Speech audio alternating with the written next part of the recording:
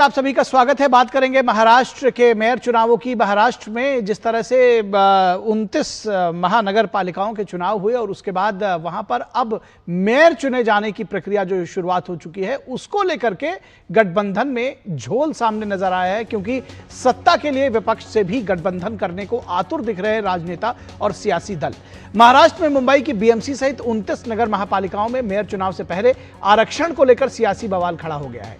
BMC के mayor पद का आरक्षण लॉटरी सिस्टम के जरिए तय किया गया है, जिसमें यह पद महिला कोटे में चला गया है। इसी को लेकर शिवसेना उद्धव ठाकरे गुट ने कड़ा विरोध दर्ज कराया है और लॉटरी प्रक्रिया पर ही सवाल उठाए हैं। शिवसेना यूबीटी का कहना है कि जब ओबीसी आरक्षण के लिए ड्रॉ निकाला गया तो मुंबई को इसमें बाहर क्यों रखा गया। पार्टी ने तर्क दिया है कि पिछले 2 कार्यकाल में बीएमसी मेयर पद ओपन कैटेगरी में था, ऐसे में इस बार ओबीसी को मौका मिलना चाहिए था। लॉटरी सिस्टम के तहत पुणे, धुले, मुंबई यानी बीएमसी, नांदेड़, नवी मुंबई, मालेगांव, मीरा भयंदर, नासिक और नागपुर में मेयर की सीट महिलाओं के लिए आरक्षित की गई है। वहीं लातूर, जालना और ठाणे नगर महापालिका अनुसूचित जाति के लिए आरक्षित हुई है, जिसमें लातूर और जालना एससी महिला के लिए जबकि ठाणे एससी ओपन रखा गया है। कुल 8 नगर महापालिकाएं ओबीसी के लिए आरक्षित की गई हैं, जिसमें अकोला, चंद्रपुर, अहिल्यानगर और जलगांव ओबीसी महिला के लिए, जबकि पनवेल, इलचकरंजी, कोल्हापुर और उल्लासनगर ओबीसी ओपन के लिए आरक्षित है। तो ये सारी सीटों की आरक्षण वाइज स्थिति है। ऐसे में महाराष्ट्र में हुए महानगर पालिका चुनाव के नतीजों के बाद अब सत्ता गठन को लेकर नाटकीय घटनाक्रम देखने को मिल रहा है। कौन किधर है, ये दरअसल पता नहीं चल रहा है। मुंबई का मेयर कौन बनेगा, इसको लेकर जहां उत्सुकता बनी हुई है, वहीं कल्याण डोंबिवली नगर निगम में एमएनएस ने एकनाथ शिंदे की शिवसेना को समर्थन दे दिया है। तो क्या राज ठाकरे अब एकनाथ शिंदे के साथ चले गए, ये भी सवाल पूछा जा रहा है। इस गठबंधन के बाद राज ठाकरे की पार्टी की तरफ से प्रतिक्रिया भी सामने आई है। एमएनएस नेताओं का कहना है कि सत्ता में बने रहने बिना, यानी सत्ता के बिना कुछ हाथ नहीं लगता। वो उसको स्थानीय स्तर पर गठबंधन बताते हैं, कह रहे हैं कि स्थानीय स्तर पर अलग अलग गठबंधन होंगे तो क्या उसमें ऐतराज है। वहीं शिवसेना उद्धव की ओर से यह कहा गया है कि एमएनएस एक स्वतंत्र दल है और उन्हें खुद अपनी भूमिका तय करनी है, तो वो जो कर रहे हैं वो उनसे पूछिए। तो कहा तो यह भी जा रहा है कि यह फैसला दरअसल अकेले राज ठाकरे का नहीं है, बल्कि उद्धव ठाकरे की भी इसमें सहमति है। और कुछ लोग ये कह रहे हैं कि दरअसल राज ठाकरे अपनी राजनीति को देखते हुए वो एकनाथ शिंदे के साथ चले गए। तो वहीं बीएमसी में बीजेपी, शिवसेना, शिंदे गुट से इतर महाविकास आघाड़ी के दलों को लेकर नए समीकरण गढ़ने के लिए उद्धव ठाकरे का भी संघर्ष जारी है। अलग अलग खेमे में चुनाव लड़े महाआघाड़ी के दलों को एकजुट कर उद्धव ठाकरे महाराष्ट्र की सियासत में अपनी प्रासंगिकता बनाए रखना चाहते हैं। कुल मिलाकर महाराष्ट्र की सियासत में कौन किसके साथ है, यह बता पाना मुश्किल हो रहा है, लेकिन अलग अलग सीटों के लिए अलग अलग जुगत से सत्ता के समीकरण साधे जा रहे हैं। लेकिन महाराष्ट्र नगर निकाय के चुनावों ने कई मायनों में कुछ दलों की राजनीतिक हैसियत भी तय कर दी है। साथ ही मुस्लिम वोटों की बदौलत की जा रही सियासत भी खुलकर सभी के सामने आ गई है। कभी मुंबई की कई सीटों पर अपना अच्छा खासा प्रभाव दिखाने वाली समाजवादी पार्टी के साथ मुस्लिम वोट बैंक खिसका तो वो महज एक पार्षद के साथ हाशिए पर खिसक गई। वहीं मुस्लिम वोटों को में अपनी पैठ बनाने वाली एआईएमआईएम कि न सिर्फ मुंबई में उसने अपना एक पार्षद जिताया, बल्कि तमाम जगहों पर सपा जैसे दलों का सूपड़ा साफ करते हुए मुस्लिम वोटों पर अपनी पकड़ भी दिखाई है। तो ये वोट बैंक शिफ्ट है, इससे भी कहीं ना कहीं अखिलेश यादव में जरूर बेचैनी हुई होगी। कांग्रेस इसको किस तरह से लेती है, यह भी देखने समझने की बात है। लेकिन कुल मिलाकर जो महाराष्ट्र की सियासत है, उसमें कौन किसके साथ खड़ा है, यह दरअसल उस जगह की नगर पालिका तय कर रही है।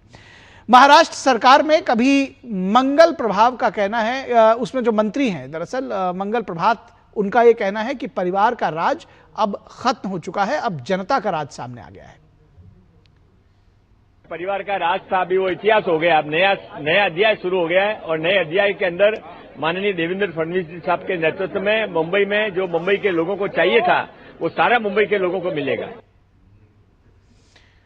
और शिवसेना उद्धव गुट के नेता संजय राउत का कहना है कि मोदी जी ने भाजपा का मेयर बनाने का वादा किया था, अब उनके वादे का क्या होगा, क्योंकि वो लोग उनको ऐसा लगता है कि शायद बीजेपी अपना मेयर न बना पाए। मोदी जी बोलते हैं कि मेयर बीजेपी का बनेगा, लेकिन कैसे बनेगा ये बोला नहीं मोदी जी। उनके पास बहुमत नहीं है बीजेपी के पास। तो ऐसा क्या बोलते हैं, वैशाखी लेकर, हम मराठी में बोलते हैं कुबड़े लेकर। अब उनके जो पार्टी के जो कोई है साथी शिंदेगढ़, उनके 20-25 लोग चुनकर आए हैं, वो उनको बंद करके रखा है।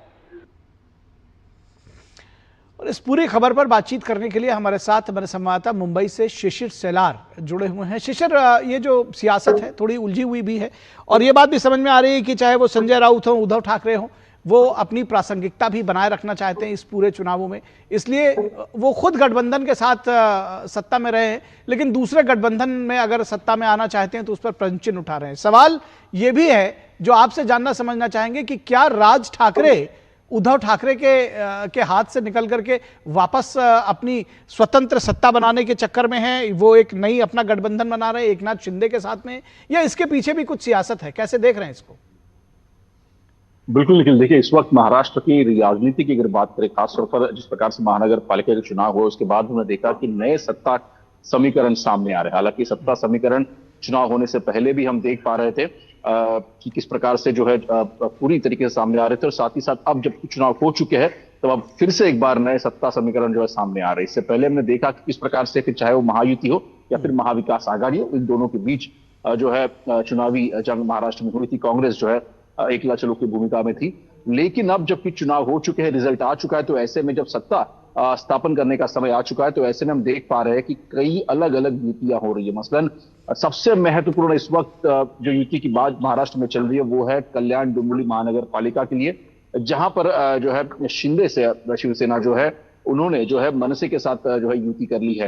हालांकि इसके बारे में शिंदे शिवसेना के सांसद डॉक्टर श्रीकांत शिंदे ने यह कहा कि जिस प्रकार से सत्ता स्थापन करने के लिए महत्वपूर्ण नंबर्स चाहिए उसको देखते हुए मनसे उनके साथ आई है, और इसीलिए अब जो कि वो है सत्ता स्थापन करेगी। लेकिन महापौर कौन होगा इसका निर्णय जो है महायुति लेगी। महायुति मतलब शिंदे शिवसेना, बीजेपी और साथ ही साथ बाकी अलाइड पार्टी जो है महायुति के, इस बारे में ये वरिष्ठ जो है वो निर्णय लेंगे, ये बात उन्होंने कही। तो दूसरी ओर अगर देखा जाए, मनसे सवाल पूछा गया तो मनसे ने स्पष्ट रूप से कह दिया, जो उनके प्रवक्ता थे उन्होंने कहा कि देखिए ये राजनीति जो है स्थानिक लेवल की है, वहां पर जिस प्रकार से चुनौतियां थी, वहां पर जिस प्रकार से नेता जो सामने एक सामने जो लड़ रहे थे, उनको देखते हुए मद्देनजर जो है ये फैसला लिया गया। इसके बारे में अब तक पार्टी आलाकमान मतलब राज ठाकरे से कोई भी आधिकारिक बयान नहीं आया है।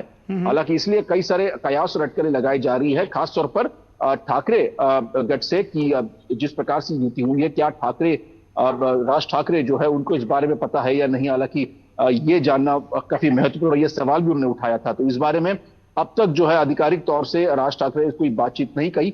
लेकिन जहां तक बात करें हम नेता चुनना होता है, जिस प्रकार से गुट का नेता चुनना होता है, तो उसको लेकर आज जो है मनसे के जो कॉर्पोरेटर्स है, नगर सेवक है, वो कोंकण भवन पहुंचे थे जहां पे उनको रजिस्टर करना पड़ता है। और ऐसे में अब ये स्पष्ट हो चुका है कि मनसे ने जो है शिंदे सेना को जो है वो समर्थन दे दिया, और इसीलिए ये आंकड़ा जो है तकरीबन 64 के पार जाता हुआ दिखाई दे रहा है, जो कि हम कहते हैं कि एक लार्जेस्ट नंबर्स है। साथ ही साथ जिस प्रकार से जो नंबर प्रस्तापित करने होते हैं उसको देखते हुए आंकड़ा क्रॉस कर चुकी है जी। तो बीएमसी, दरअसल शिशिर, बीएमसी चुनावों में मेयर को लेकर के क्या कुछ हो रहा है, इसको लेकर जानने की सभी की जिज्ञासा है। किस तरफ से किस तरह की ये सियासत है वहां पर चल रही है, क्योंकि जो महिला सीट रिजर्व होने की बात हुई थी उसको लेकर के भी विरोध सामने आया है, और कौन हो सकता है अगला मेयर, किस पार्टी का हो सकता है, इसको लेकर के जिज्ञासा है। बिल्कुल, देखिए निखिल, उसके जरिए कुछ आंकड़े हमारे सामने इस वक्त मौजूद है। मुंबई में अगर महाराष्ट्र में देखा जाए तो 29 नगर पालिका के चुनाव हुए थे, और अब जबकि आज जो आरक्षण के लिए लॉटरी निकली है उसमें तकरीबन 15 जो महानगर पालिका है उसमें जो है महिला मेयर जो है वो स्थापित होंगी। इसका मतलब यह है कि तकरीबन 29 में से 15 जगह पर जो है महिला जो है मेयर का चुनाव किया जाएगा, अलग अलग कैटेगरीज में। चाहे ओपन कैटेगरीज की हम बात करें, ओबीसी कैटेगरीज में 4 महिलाओं जो है 4 महानगर पालिकाओं में महिला जो है स्थापित होंगी। वही अगर बात करें एससी कैटेगरी में, उसमें 2 महिलाओं का चयन किया जाएगा। तो तकरीबन इस वक्त महाराष्ट्र में अगर देखा जाए तो महिलाओं की संख्या खासतौर पर मेयर के लिए काफी महत्वपूर्ण देखी जा रही है, महिला सशक्तिकरण का उदाहरण है। लेकिन इसके बावजूद हमने देखा कि राजनीति मुंबई में काफी जमकर हुई। मुंबई में खासतौर पर ठाकरे पक्ष ने यह कहा कि मुंबई में जो है चुनाव किया गया है वो ओपन कैटेगरी में किया गया है। उनकी मांग ये थी कि क्यों ये चुनाव जो है ओबीसी और एससी कोटे में भी क्यों नहीं कराया गया। हालांकि इसके ऊपर जो है स्पष्ट रूप से सरकार ने जवाब दे दिया। उन्होंने कहा कि जिस प्रकार से किसी भी चयन के लिए अगर देखा जाए उस कैटेगरी के अगर देखा जाए 3 नगर सेवक चुने आना महत्वपूर्ण है। हालांकि मुंबई में संख्या सिर्फ 2 है और इसीलिए यहां पर जो है एससी कोटे से जो है वो मेयर पद का चुनाव नहीं लड़ा गया। कोई ओबीसी की अगर बात करें तो वो भी स्पष्ट किया गया है कि ओबीसी के चुनाव के लिए जो एक अल्फाबेटिकल ऑर्डर है उसको फॉलो किया जाता है। इसका मतलब मुंबई से पहले जो अलग महानगर पालिका है उनको जो है अल्फाबेटिकली उनका चयन किया गया, इसलिए मुंबई का उसमें नंबर नहीं लगा और इसलिए मुंबई में महिला मेयर तो होगी लेकिन वो ओपन कैटेगरी से होगी, जिस पर ठाकरे गुट ने जो आक्षेप उठाया था। जब आज सुबह इसके आरक्षण की लॉटरी जब निकली थी, हालांकि उसके बाद ठाकरे गुट जो है उन्होंने वॉकआउट किया इस पूरे लॉटरी सिस्टम से। उन्होंने कहा कि इस पर उनको आक्षेप है, लेकिन देखना यह होगा कि उनका आगे का रुख क्या होता है। हालांकि बीजेपी ने अपनी इस पर अगर देखा जाए, अच्छा मैं इस पर एक सवाल में चाहूंगा, वन लाइनर आप जवाब दें कि जब ये लॉटरी सिस्टम तो सबको पता था कि पहले से होने वाला है और लॉटरी में कुछ भी हो सकता है, ये भी पहले से पता था, तो विरोध तो पहले ही हो जाना चाहिए था। तो यानी कि ये विरोध के लिए विरोध है और अपने मन मुताबिक विरोध है सुविधाओं के हिसाब से, क्या कहेंगे आप? बिल्कुल, देखिए हालांकि इसमें अगर देखा जाए रूल काफी स्पष्ट यहाँ पे हमारे सामने है। जिस प्रकार से एससी की बात करें, जो मांग शिवसेना रखी थी वो क्यों नहीं हो पाए। हालांकि उसमें अगर देखा जाए तो जिस प्रकार से म्युनिसिपल एक्ट है उसके अंतर्गत ये रूल बताए गए कि अगर 3 से ज्यादा नगर सेवक एससी के होते हैं तो इसमें एससी कैटेगरी में डाल जा सकता है 3 या उससे ज्यादा। लेकिन महाराष्ट्र में चूंकि संख्या 2 ही सिमटी हुई है। हालांकि इसके ऊपर अगर देखा जाए तो बीजेपी ने स्पष्ट किया है, बीजेपी ने कहा है कि अगर रूल बुक ठीक से पढ़ के अगर ठाकरे के जो नगर सेवक है वो आते तो शायद ये हंगामा ना होता। और दूसरी बात उन्होंने ये भी की, जिस प्रकार से आरोप लगाए गए थे कि ओबीसी का क्यों नहीं हुआ, तो उसमें भी एक रूल बुक जो है उसके लिहाज से जो है निर्णय लिया गया। तो ऐसे में जाहिर सी बात है कि ठाकरे गुट की एक मांग जरूर थी, मांग पूरी नहीं हुई, उसको देखते हुए ठाकरे गुट ने जो वॉकआउट कर लिया है। चलिए, बहुत शुक्रिया इस तमाम बातचीत और जानकारी के लिए। लेकिन ये सवाल तो जरूर बना रहेगा कि दरअसल ये जो लॉटरी का सिस्टम था ये पहले से अनाउंस था, तो अगर विरोध करना होता और सच में विरोध था तो ये पहले ही विरोध कर दिया होता। कुछ विरोध सांकेतिक, कुछ दिखाने के लिए भी होते हैं, क्योंकि आपसे बेहतर कौन जान रहा है, आप इस पूरे चुनावों को आपने कवर किया है, पहले से कवर करते रहे और पब्लिक भी जानती है कि सियासत में कुछ दांत जो है दिखाने के होते हैं, हाथी के दांत खाने के कुछ और, दिखाने के कुछ और। तो ये पब्लिक सब समझ रही है। बहुत शुक्रिया इस तमाम बातचीत और जानकारी के लिए। और यहां रुकेंगे एक छोटे से